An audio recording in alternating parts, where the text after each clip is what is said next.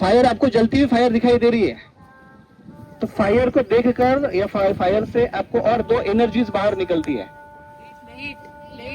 Heat और light, दो energy बाहर निकलती है फायर से। फायर अपने जगह पर है लेकिन अपने हीट और लाइट से दूसरे काम कर रहा है। लाइट से क्या काम कर रहा है? उजाला, रोशनी, और हीट से है कि नहीं? इसलिए मैं धूप में बैठा, आपको ठंडी लगेगी कुछ समय में। तो हीट और लाइट ये दो एनर्जी उसकी है, लेकिन वो एनर्जी बाहर स्प्रेड होती है कि नहीं? वो बाहर स्प्रेड होती है। अग्नि भले एक जगह पर, उसकी एनर्जी बाहर होती है। अग्नि को जाने की जरूरत नहीं है, वो एनर्जी अपना काम कर रही है। उसी प्रकार से भगवान अपनी जगह पर स्थित होने के कारण बाद भी अपने एनर्जी से सारे कार्य करते हैं। इसलिए दिखने में लगता है कि भगवान निराकार है, क्योंकि उनके ये एनर्जी से काम चल रहा है। दिखने में दिखता है कि हीट निराकार है। हीट का कोई आकार है क्या? देखो यहाँ पर मुझे ना अभी हीट हो रही है सूर्य की तरफ से, बताओ कौन से आकार की हीट है? हीट का आकार होता है? लाइट का आकार होता है? नहीं, वो उसकी एनर्जी है। लेकिन एनर्जेटिक कौन है? सूर्य। उसी प्रकार से एनर्जेटिक भगवान है, और उनकी एनर्जी जब बाहर स्प्रेड होती है उससे वो सारी सृष्टि चलाते हैं। कौन सी एनर्जी है भगवान की? तीन एनर्जी है, सत, चित्त और आनंद। सच्चिदानंद, तीन तत्वों से बने हुए भगवान है।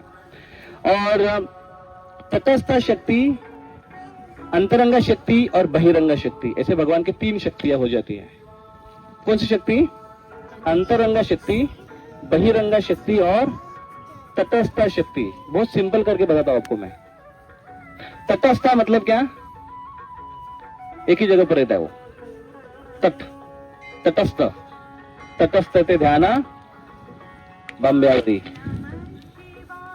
तटस्थ ते ध्यान विठल के बारे में बताया जाता है। एक जगह पर वो विठेवरी ध्यान, वो तटस्थ, एक जगह पर वो स्थिर होता है। तट किसको पता है? तट मतलब क्या होता है? तट, किनारा, तट किनारा। तट जानते? तट, हाँ। देखो अभी ये तट है, हाँ, ये तट है और ये तट, और बीच में से नदी बह रही है। ध्यान दो, दोनों साइड से ये तट है और इधर नदी बह रही है। अभी पानी कम हो गया तो तट बढ़ जाएगा, है कि नहीं? पानी जब बढ़ जाएगा तो तट डूब जाएगा। तो तट अपने जगह पर ही रहता है, लेकिन पानी कम ज्यादा होने से तट ज्यादा हो गया तो तट पानी का हो गया, है कि नहीं? लेकिन जब पानी कम हो गया तो तट जमीन का हो गया, है कि नहीं? तो तट ये एक ही जगह रहता है। वो पानी बढ़ने से पानी का हो जाता है, पानी कम होने से जमीन का हो जाता है। तो एक शक्ति ऐसी है जो एक ही जगह स्थित रहती है, जो कभी किसी के इन्फ्लुएंस में आने के बाद उसकी हो जाती है और कभी दूसरे के इन्फ्लुएंस में आने के बाद उसकी हो जाती है। उसको बोलते हैं तटस्था। और वो तटस्था शक्ति हम, हर कोई हम है, जीव, ये तटस्था शक्ति है। दूसरी उनकी शक्ति है बहिरंगा। बहिरंगा मतलब ये भौतिक जगत की शक्ति, ये नेचर है, प्रकृति है, ये अपनी शक्ति से काम करता है। सूर्य उग रहा है, सीजन बढ़ रहे हैं, आगे जा रहे। अभी पिछला सीजन कौन सा था? विंटर सीजन था, अभी भी है विंटर। विंटर के पहले कौन सा था? मानसून। मानसून के पहले कौन सा था?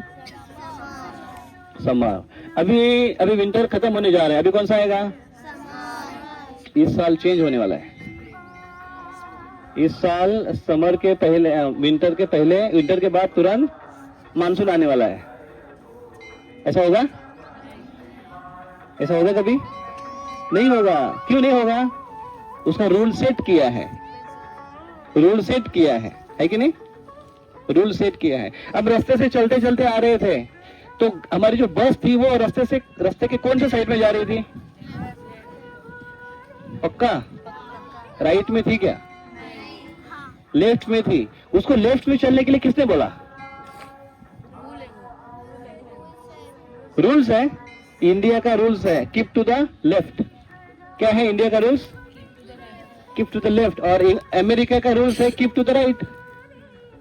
उधर अगर बोले कि हम इंडिया के हैं, हम लेफ्ट में चलेंगे, चलेगा नहीं, वो उस देश का रूल्स है, उस देश में उसका रूल्स। वो किसने बनाया होगा, है कि नहीं? किसने बनाया? गवर्नमेंट ने बनाया, स्टेट गवर्नमेंट में बनाया। इस भौतिक जगत के रूल्स है। सूरज बराबर सवेरे उगेगा, पूरब से उगेगा, पश्चिम में डूबेगा।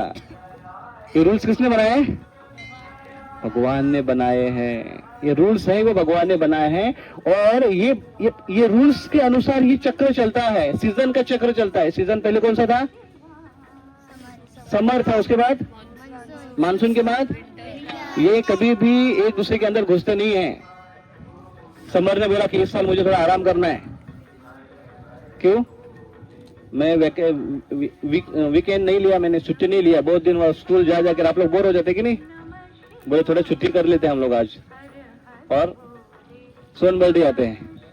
तो वैसे हैं, कभी समर ने सोचा होगा कि चलो मैं भी सोनबर्डी जाता हूँ छुट्टी करने के लिए? करेगा वो? नो, उसके रूल्स वैसे। इसको बोलते हैं बहिरंगा शक्ति। जो ये सृष्टि की शक्ति है, सृष्टि के रूल्स हैं, ये बहिरंगा शक्ति में आते हैं। और वो कोई किसी ने ये रूल सेट किए हैं, उसके अनुसार वो चलते हैं। और दूसरी है भगवान की इंटरनल पोटेंसी, अंतरंगा शक्ति। अंतरंगा शक्ति मतलब भगवान की आध्यात्मिक जगत में वो शक्तियां कार्य करती है, तो उसके अनुसार ये सृष्टि चलती है। और अपने भगवान वो शक्ति के द्वारा सृष्टि को चलाते हैं, और भगवान अपनी जगह पर स्थित रहते हैं। फिर कभी कभी वो यहाँ पर आकर कुछ लीलाएं करते हैं, हम जैसे लोगों को आकर्षित करने के लिए, आनंद देने के लिए भगवान स्वयं प्रकट होते हैं और कुछ लीलाएं करते हैं। तो उसी प्रकार से भगवान शिव जी भी यहाँ पर प्रकट होते हैं, और वो भी यहाँ पर अपने भगवान की लीला को संपन्न करने के लिए, मदद करने के लिए वो यहाँ पर आकर कुछ कार्य करते हैं, उनको मदद करते हैं। तो जैसे भगवान की सृष्टि है, वो सृष्टि में अंतरंगा शक्ति, बहिरंगा शक्ति और तटस्थ शक्ति, तीन शक्ति है। एक क्विज में आएगा। हम कौन सी शक्ति में आते हैं? तटस्थ शक्ति में आते हैं। और वे भौतिक नेचर है, वो कौन सी शक्ति में आते हैं? बहिरंगा शक्ति में आते हैं। और भगवान की अंतरंग शक्ति है, भगवान के जो पार्षद आकर यहाँ पर लीलाएं करते हैं, आध्यात्मिक जगत में जो कार्य करती है, वो भगवान की अंतरंग शक्ति है। और वो अपना भगवान जब विस्तार करते, भगवान कृष्ण, भगवान राम, भगवान विष्णु, ये विविध रूपों में आकर अपना विस्तार करते, तो वो शिव जी के रूप में अपना विस्तार करते हैं। और फिर वो शिव जी को एक सेवा दे देते हैं। तो शिव जी की क्या सेवा है इस भौतिक जगत में? संहार करना। संहार मतलब डिस्ट्रक्शन, नष्ट करना। ब्रह्मा जी को कार्य देते हैं निर्माण करना, प्रोडक्शन, और खुद मेंटेनेंस का काम करते हैं। ब्रह्मा जी क्या कार्य करते हैं? सृष्टि बनाने का काम करते हैं। और शिव जी क्या कार्य करते हैं? नष्ट करने का कार्य करते हैं। अभी बताओ, बनाना आसान है कि नष्ट करना आसान है? नष्ट करना आसान है। चलो कुछ करके दिखाओ जल्दी से। तोड़ दिया, पत्ता तोड़ दिया, अभी जोड़ दो उसको। नहीं जोड़ पाएंगे, बना नहीं पाएंगे, है कि नहीं? तोड़ना आसान है, जोड़ना कठिन है। डिस्ट्रक्शन आसान है, बनाना कठिन है। तो ब्रह्मा जी बनाते हैं, लेकिन निर्माण करना और नष्ट करना उससे भी ज्यादा कठिन है मेंटेन करना। हर चीज को मेंटेन करना पड़ता है। जैसे बच्चों को जन्म दिया, बच्चे अभी बढ़ रहे हैं, जन्म दिया, जन्म देकर हो गया, छोड़ दिया, उनको चलेगा? उनका मेंटेनेंस बहुत है। देखो कितने अच्छे अच्छे बच्चे दिख रहे हैं, चेहरे पे कितने तेज दिख रहा है, कितने अच्छे हंस रहे हैं, कितना अच्छा तिलक दिख रहा है कि नहीं? कितने खुश लग रहे बच्चे। इसके पीछे बहुत मेंटेनेंस है, वो पेरेंट्स को पता है कि नहीं? बहुत मेंटेनेंस है उसके पीछे। सवेरे उठाने से लेकर रात को सुलाने तक। मैं एक जगह रहता हूँ यहाँ पर, तो बाजू में एक पड़ोसी में एक लड़की है उनकी, वो सवेरे 5 बजे से उसको उठाना चालू करती है। उठना, उठ, ये उठ, बिट्टू, उसका नाम बिट्टू रखा है उसने, बिट्टू उठ। उसको उठा कर वो 6 बजे उठ जाती है। फिर उसको उठाना पड़ता है, बाथरूम में नहलाना पड़ता है, उसको वेनी बिनी बनाए, टिफिन दे, भगा के तब तक रिक्शा वाला आकर खड़ा हो जाता है। ऐसे होता है आप सबका भी? बहुत मेंटेनेंस है। फिर उधर जाकर बैठकर फिर टीचर आकर पढ़ाते हैं, बोलते हैं बेटा सुनो, फिर अच्छा हाँ बताओ क्या है कि नहीं? ये सब मेंटेनेंस में चल रहा है धीरे धीरे। ये बहुत कठिन है। ये कितना कठिन है, ये अपने पेरेंट्स को पूछो। वो काम भगवान विष्णु करते हैं जो बहुत कठिन है। तो तो शिव जी डिस्ट्रक्शन करते हैं। तो शिव जी का कार्य केवल डिस्ट्रक्शन नहीं है, ये सृष्टि की रचना में उनका बहुत बड़ा हाथ है। शिव जी और पार्वती दोनों मिलकर इस सृष्टि का निर्माण में भी उनका बहुत बड़ा हाथ है। और फिर यहाँ पर कुछ ऐसे उटपटांग लोग होते हैं जो बहुत प्रॉब्लम करते हैं, उसको वो नष्ट कर देते हैं। तो एक बार क्या हुआ, एक बहुत बड़ा असुर निर्माण हुआ सह्याद्रीचा पर्वतरांगा। हम सह्याद्री के एरिया में रहते हैं, आप जानते हैं सह्याद्री। तो वहां पर एक बड़ा असुर निर्माण हुआ, उसका नाम था भीम। भीम असुर भी होता है, असुर का नाम भी भीम था। कभी कभी जैसे आपने देखा कि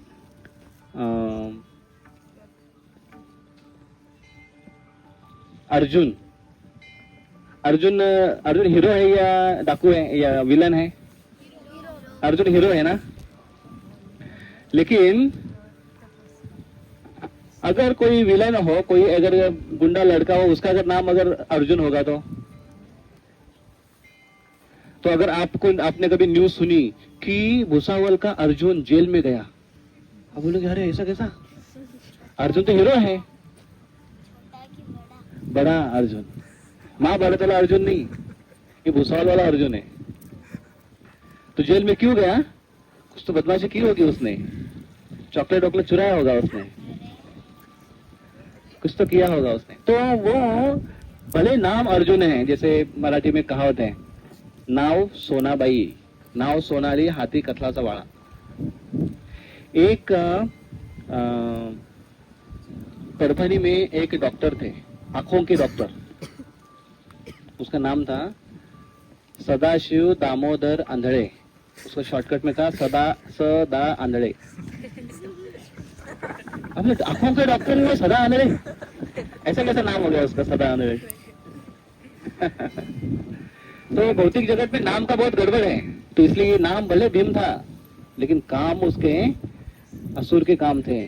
अभी कैसा हो गया वो बड़ी तपस्या की उसने, उसको बाद में क्या पता चला, वो कुंभकर्ण का लड़का था। वो असुर क्यों था पता है? कुंभकर्ण का लड़का था। कुंभकर्ण कौन कौन जानता है? कुंभकर्ण कौन था? हाथ ऊपर करो जल्दी से। कुंभकर्ण कौन कौन जानता है? बताओ कुंभकर्ण कौन था? किसका भाई? जोर से बोलो, किसका? रावण का भाई कुंभकर्ण, जो हमेशा जागता था,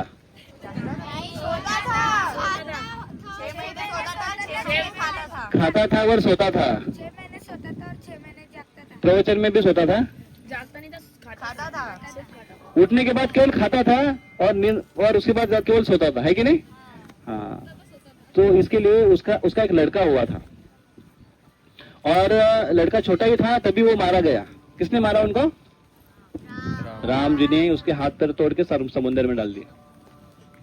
तो उसके बाद इसको पता ही नहीं था, और ये भीमा को बाद में पता चला कि अरे मेरे पिताजी को राम ने मारा है, जो विष्णु राम के रूप में आए थे। तो उसने जाकर तपस्या की, बहुत घनघोर तपस्या की, एक जगह बैठकर, ऐसे बैठ के देखो तपस्या करने के लिए कैसे बैठना होता है, बताता हूं आपको। हाँ, ऐसे बैठो, इधर करो, मुंह करो इधर, ऐसा बैठो सब लोग, एक लंबी सांस लो, छोड़ो मत, होल्ड करके रखो, जब तक मैं नहीं बोलता तब तक होल्ड करके रखना।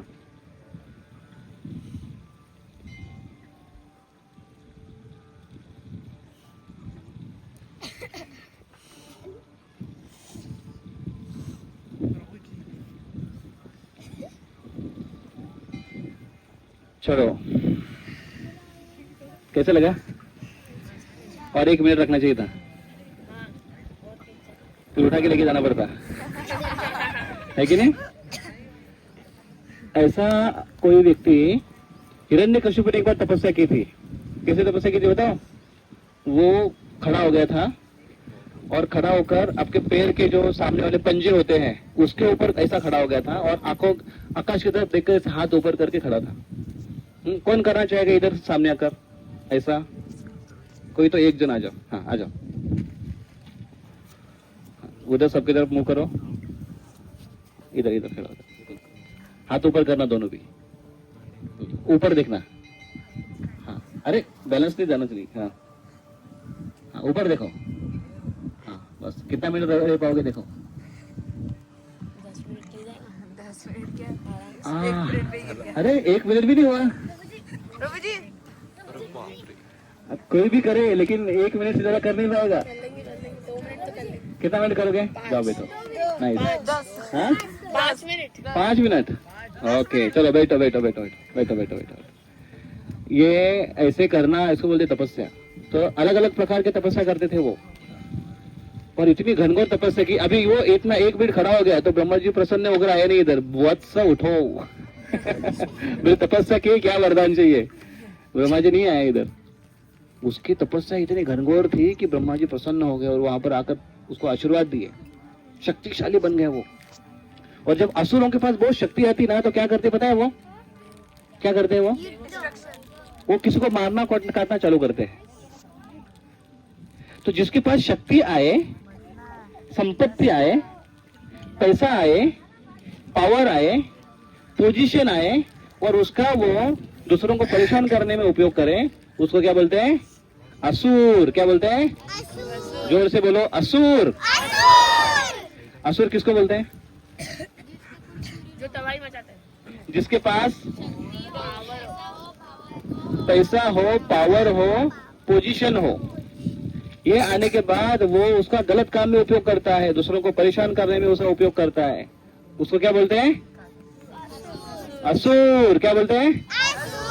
और जो व्यक्ति अपने पैसा, पोजीशन, पावर का अच्छे काम के लिए उपयोग करते हैं, दूसरों के मदद के लिए उपयोग करते हैं, दूसरों के भलाई के लिए उपयोग करते हैं, दूसरों के अच्छाई के लिए उपयोग करते हैं, उसको बोलते हैं सूर।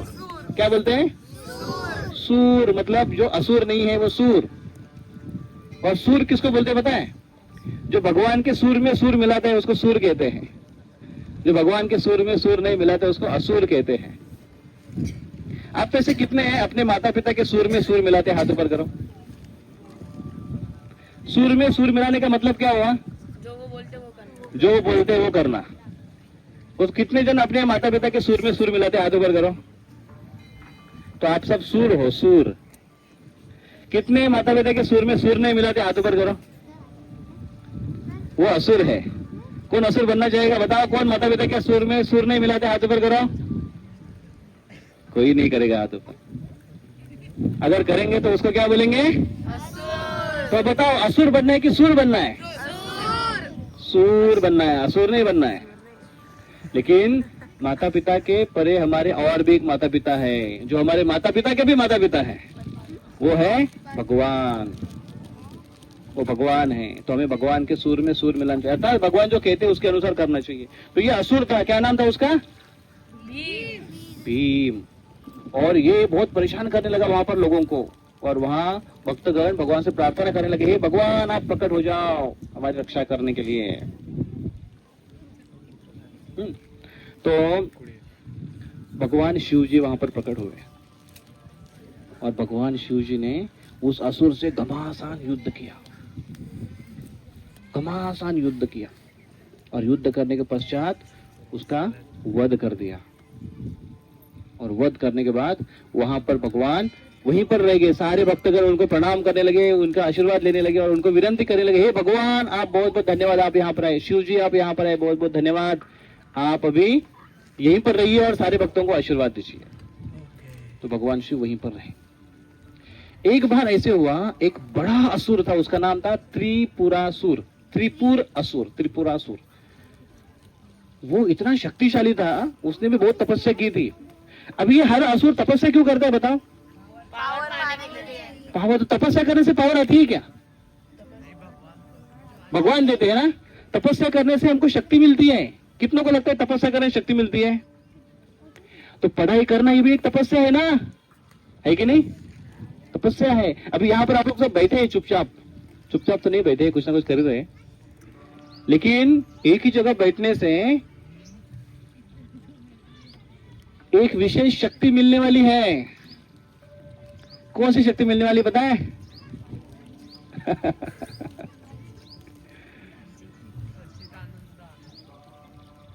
नहीं, वो गिफ्ट की शक्ति मिलने वाली है।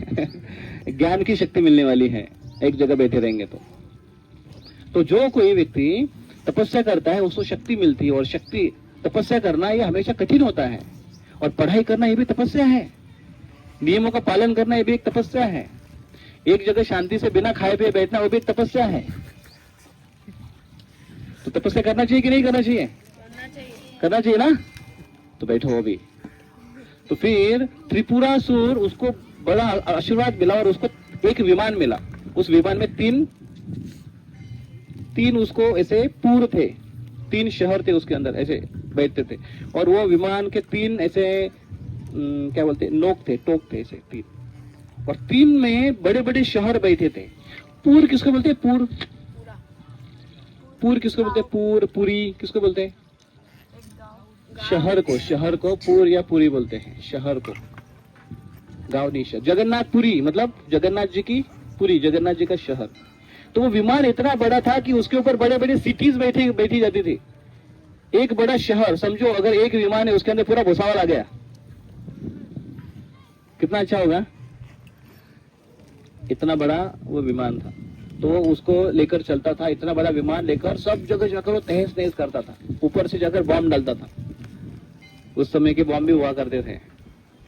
तो भगवान शिव जी ने इतना शक्तिशाली था कि भगवान शिव जी को बहुत समय लगा उसको मारने के लिए, और बड़ा युद्ध हुआ और भगवान शिव जी ने उसको मार दिया। मारने के बाद उनको बड़ा पसीना आ गया। आप में से किसी से पसीना आ रहा है? जो धूप में बैठे उनको पसीना आ रहा है, जो छाव में बैठे उनको पसीना नहीं आएगा। पसीना आ रहे ना? तो लेकिन अपना पसीना बताओ कितना बह गया नीचे? जमीन गिली होगी? नहीं, कपड़े भी नहीं गिले हो गए, थोड़ा सा पसीना है कि नहीं? भगवान शिव जी ने इतनी मेहनत की वो असुर को मारने के लिए, उनका पसीना इतना बहा पसीना कि वो पसीने से नदी निकल गई। आप बोलो तो इतना बड़ा पसीना होता है क्या? नहीं होता है ना? हाँ, इतना बड़ा पसीना किसका होगा? जो बहुत बड़ा व्यक्ति है उसका होगा।